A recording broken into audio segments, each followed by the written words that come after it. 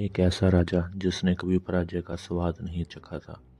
उसकी तलवार जहाँ उठी वहाँ साम्राज्य टूटते चले गए। यूनान से लेकर फारस तक सिंहासन गिरते गए। राजाओं ने घुटने टेक दिए। पूरी दुनिया उसके कदमों की आहट से कांप उठी थी। उसे लगता था कि धरती पर अब कोई शक्ति नहीं बची जो उसे रोक सके। लेकिन इतिहास ने एक ऐसा मोड़ लिया, क्योंकि एक धरती ऐसी भी थी जिसने झुकना नहीं सीखा था। ये कहानी है उस महायुद्ध की जिसने भारत और अलेक्जेंडर के भविष्य को बदल दिया।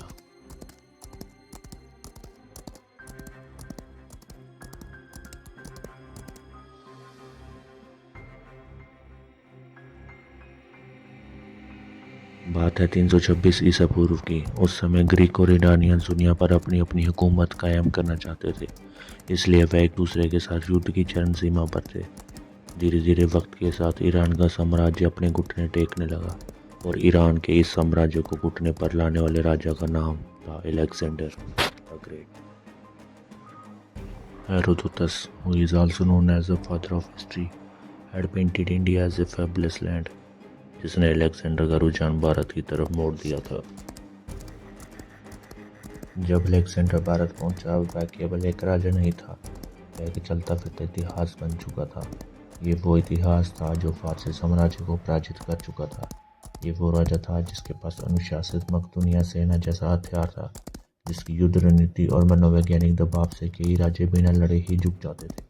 अलेक्जेंडर के लिए भारत भी एक और जीत की कहानी लग रहा था, लेकिन भारत अलग था। नदी के उस पार खड़े थे राजा पोरस। पोरस का राज्य झेलम और चिनाब के बीच में आता था। पोरस दुनिया पर अपनी हुकूमत चलाने वाले राजा नहीं थे, वे अपनी जन्मभूमि की रक्षा और सम्मान करने वाले राजा थे। पोरस के पास शक्तिशाली महानकाय पैदल सेना थी, युद्ध के लिए तैयार हाथियों का सिलसिला था और सबसे महत्वपूर्ण आत्मसमर्पण से इनकार। जहाँ कई राजाओं ने समझौता चुना, वहाँ पोरस ने प्रतिरोध चुना। अगर तक्षशिला के राजा अम्बी और राजा पोरस एक साथ युद्ध करते तो सिकंदर को रोका जा सकता था, पर भारत के सभी शासकों ने एक जैसा निर्णय नहीं लिया। अम्बी, जो तक्षशिला के शासक थे, उन्होंने सिकंदर से मित्रता का रास्ता अपनाया। अम्बी क्योंकि पोरस से राजनीतिक प्रतिद्वंदिता भी रखते थे और सिकंदर की शक्तियों से भयभीत भी थे और अपने राज्य में अपनी हुकूमत बनाए रखना चाहते थे, इसलिए उनके इस विचार ने उनको अपने घुटने टेकने पर मजबूर कर दिया। इसलिए कहा जाता है कि इतिहास प्रतिरोध और सहयोग दोनों के परिणाम अलग अलग बुनता है। इतिहास के महान युद्ध केवल हथियारों और तलवारों से नहीं जीते जाते, वह जीते जाते हैं भूगोल की समझ, राइट टाइमिंग और निर्णायक रणनीति से। ये युद्ध लड़ा गया हडप्सिस नदी के किनारे, आज की झेलम रिवर। मानसून के कारण नदी उफान पर थी, चौड़ी, गहरी और तेज धाराओं से भरी। ये नदी किसी भी सेना के लिए एक प्राकृतिक किले जैसी थी। पोरस को भारतीय भूगोल की अच्छी समझ थी। पोरस ने अपनी सेना को झेलम नदी के पूर्वी तट पर तैनात किया। केंद्र में पैदल सेना, दोनों तरफ घुड़सवार और सबसे आगे युद्ध हाथी। पोरस की रणनीति स्पष्ट थी। नदी पार करना अलेक्जेंडर के लिए कठिन होगा। नदी पार करते समय दुश्मन थक जाएगा और अंत में हाथियों के आघात से उसकी पंक्तियां टूट जाएंगी। भारतीय युद्ध में हाथी सिर्फ हथियार नहीं बल्कि मनोवैज्ञानिक दबाव का भी साधन हुआ करते थे। अलेक्जेंडर जानता था कि नदी को सीधा पार नहीं किया जा सकता, इसलिए उसने छल और भ्रम की रणनीति अपनाई। कई रातों तक मकदूनिया शिविर में शोर, हर रात उसकी सेना शोर मचाती, मशाले जलाती, सैनिक हिलते जुलते, जैसे नदी पार करने की तैयारी हो। ये सिर्फ एक छलावा था। उसने पोरस को मानसिक रूप से विश्वास दिला दिया था कि मानसून में नदी पार करना असंभव है, और इसी दौरान अलेक्जेंडर एक ऐसा स्थान खोज रहा था जहाँ से नदी की धारा कमजोर हो और जहाँ से नदी को पार किया जा सके। तूफान, बिजली और मूसलाधार बारिश, प्राकृतिक का शोर इंसानों की आवाज को दबा रहा था। इसी अंधेरे में सिकंदर ने अपनी चुनी हुई एक टुकड़ी को नावों की सहायता से नदी पार करवा दिया। जब तक पोरस को इस पार आक्रमण की सूचना मिली, तब तक सिकंदर की सेना युद्ध गठन में आ चुकी। पोरस ने तुरंत अपने हाथियों को आगे बढ़ने का आदेश दिया। धरती कांप उठी। सिकंदर की सेना घबराने लगी और अस्त प्रस्त होने लगी, पर सामने सिकंदर था। उसने अपनी सबसे महत्वपूर्ण चाल चली। उसने हाथियों को नहीं, हाथी सवारों को निशाना बनाने का आदेश दिया। जैसे ही हाथी सवार पलटे, हाथी निरंतर से बाहर हो गए। वह हाथी अपनी ही सेना को कुचलने लगे।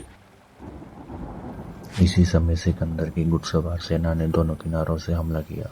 पोरस की सेना टूटने लगी। सिकंदर की सेना लंबे बालों के साथ लड़ती गई। ये सिकंदर की सेना का अनुशासन था। ये युद्ध शीघ्र समाप्त नहीं हुआ था। ये सेना शक्ति, मनोबल और नेतृत्व की प्रतीक्षा था। राजा पोरस घायल होने के बावजूद लड़ते रहे। पोरस ने पीछे हटने से इनकार कर दिया था। राजा पोरस का ये साहस सिकंदर को प्रभावित कर गया। सिकंदर को ये जीत तेजी या आसानी से नहीं मिली थी। इस युद्ध ने यह स्पष्ट कर दिया था कि भारत में विजय सिर्फ तलवार से नहीं मिलती। यह रणनीति दुनिया के सबसे महान राजा को भी रोक सकती है।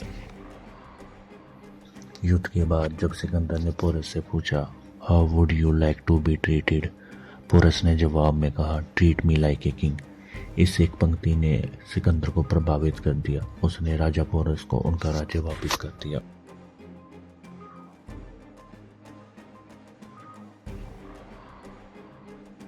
इतिहास का सबसे बड़ा अगर यही था। अगर राजा पोरस और राजा अम्बी एक साथ खड़े होते तो भारतीय पक्ष के पास हाथी, घुड़सवार सेना, विशाल सैनिक और स्थानीय भूगोल की पूरी जानकारी होती। तब सिकंदर को किसी एक राजा से नहीं बल्कि पूरे भारत की संयुक्त शक्ति से सामना करना पड़ता। पर इतिहास किसी अगर या मगर का उत्तर नहीं देता, पर यह जरूर सिखाता है कि आपसी मतभेद कैसे विनाश की तरफ ले जा सकते हैं।